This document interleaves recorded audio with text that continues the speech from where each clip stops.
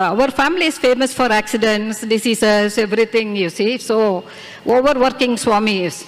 So, my father was coming to, many accidents are there. I will cut short, I don't want to make you very sad. So, Dad was coming for summer course. That year, Swami was speaking on Ramayana. So, my father was very anxious to hear. He came with my brother-in-law and my nephew and sister and all.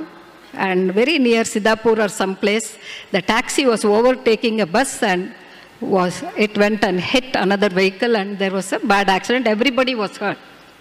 My father had fractured both his jaws. The greatest thing about my father was, if Swami comes to Bangalore, he will come to Bangalore. Swami goes from here, he will go away. Without Swami's permission, he will never even stay for a day. So it was planned that his jaw was broken, so it was planned they have to wire it, and he will have to be only sipping the fluid for months to come. But in the darshan, my father would never do anything without asking Swami. So he was sitting in the line with the X-ray in hand. Swami walked here and said, "What happened?" He said, "Gone." And then he showed the X-ray. Swami looked at it and said, "Nothing, go."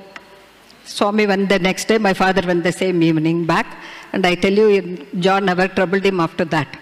So several times it has happened like that. What I am telling you, Swami's reciprocation is proportionate to our surrender to him. Had he trusted us doctors, I don't know how many months he would have been on fluids. He just went there and started eating all sorts of things. Towards the end, even murku, chakli, everything he could eat with those broken jaws. So that is the greatest thing. In 1999, we were all going to Parthi for some function. The whole family was there. Just before that, in January, Swami had given the hospital an interview. In, I think, Jan 28th or 29th of 1999, Swami gave an interview to the hospital, Bangalore General Hospital. And he just came out of his room. I was somewhere in the center and looked at a doctor who was standing in the corner and told her, "Operation Aita." She said, "Aita Swami, eradu kade no aito. Innondide alla." I hope you all understand. Innondide alla. He said, "Illa Swami." She had got both her joints replaced. Swami said, "Illa, nimmu kanna operation agbekalla." Then he went in and got a stool for her to sit down. And he said, "Your eyes have to be operated." Created vibhuti for her and gave her in hand. With that, a little bit of vibhuti, I was right in the center. He turned around and said, "Nimgu time sari illa." Like that he put in my hand. I was thinking, "Nanage time sari illa, Swami, neevu nodkolta iddiralla, you are there to protect us. Why worry about the time?" And you are there. Promptly, on the 14th of February, Valentine's Day, I fell in love with a ditch and fell into it. Coming back from Parthi, you see. We were coming from Parthi because Swami's speech was over. Those days, very few doctors were there in the hospital. So I told Dr. Savitri that I will go back and take care of the hospital. You stay back for Akhand Bhajan and come. Since Swami had already given the speech, I thought that there may not be anything more anyway, so let me go back. So on the way, somewhere, you see, some vehicle touched me. I don't know who was sleepy, me or him, but we fully turned towards Parthi and landed in a ditch. Had we not landed in a ditch, we were 6 of us in the vehicle. I don't know what would have happened. Huge tree, we would have gone and hit there.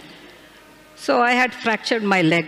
Every single time Swami has come and, reassured us. That's what I'm trying to get. So I was brought and admitted in the hospital in Indranagar. So we tried to call our brother to tell him, if possible, tell Swami, As on 15th of that February, Swami created Lingam again in public. So Swami was very tired. First of all, I had to tell the hostel to inform Dr. Ravi Kumar to call home because no cell phones were there. So he got the message, but he thought, as usual, we must have left something in the room and come. Let me take it tomorrow, So after darshan, after Lingodbhavam, Swami had gone back to his room in Purna Chandra. That is the time my brother called up and realized that we had an accident. And others had minor injuries. I had a broken bone. So he thought, how can I tell Swami? He is so tired. I cannot talk to him now, but he thought he will take a letter and give it to Satyajit or somebody there to give it to Swami for his blessings. As he was standing there in Purnachandra, Swami came down and he said that, Emra, accident jariginda, nothing serious, no, nobody is dead, no. Em vibrita em lede. And he created vibhuti and gave, he forgot his tiredness. And he said, Sai Ram ani pilsinaru, nenu vachi rakshinchinanu. This is the second time in the family he has said that. Now, that was the time when none of us were thinking of him. See, even if we don't think of him, he is at all times thinking of us. While going, we were very devoted to Swami. So we were singing, that was Shivaratri time, so we sang bhajans. Oh, not a minute, without stopping, we sang bhajans and went.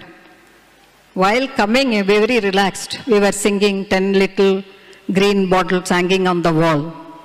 That was the last thing I remember when we fell into the ditch. You don't have to be thinking of him for him to protect you. He does not protect only the people who is thinking of him. He is there to protect all. Similarly, once my brother-in-law, Mr. Hari, told him, Swami, we should never forget you in our lifetime. He told in Tamil, patted him and told him, Nee marandalu na marakamate. Even if you forget, I will not forget. As usual, he thought Swami didn't understand. Swami, according to us, may not know much Tamil. So he said, Illa Swami, naanga ungala marakka kudadu, like that. So Swami said, Adudha, nee marandalu na marakamate. Even if you forget, I will not forget you. Such has been the love of God.